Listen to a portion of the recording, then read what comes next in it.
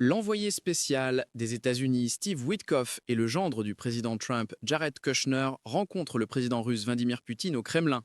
Ils présentent un plan de paix que les États-Unis espèrent mettre fin à la guerre de près de 4 ans en Ukraine. La visite de Witkoff coïncide avec le voyage du président ukrainien Volodymyr Zelensky en Irlande, parti de sa tournée en Europe en soutien aux efforts contre la Russie. Zelensky attend des rapports rapides des Américains à Moscou sur la possibilité de pourparler, car le plan en 28 points de Trump a déjà été réduit à 20 points lors des réunions en Floride. Ils vont rapporter immédiatement. L'avenir dépend de ces signaux. Je crois que les États peuvent changer au cours de la journée, a déclaré Zelensky à Dublin.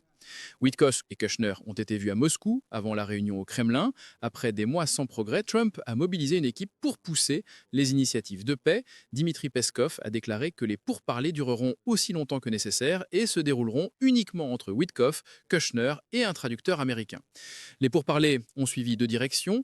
Marco Rubio dans les négociations avec les responsables ukrainiens et Witkoff et Kushner à Moscou. Zelensky a rencontré la délégation ukrainienne de Floride. Rubio a qualifié les pourparlers de progrès, mais a admis qu'il reste encore beaucoup de travail.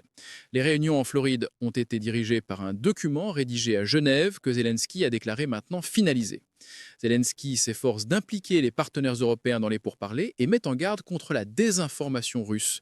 Dans une période difficile pour l'Ukraine, Zelensky fait face à une pression diplomatique, recherche des financements, gère un scandale de corruption et affronte l'offensive russe.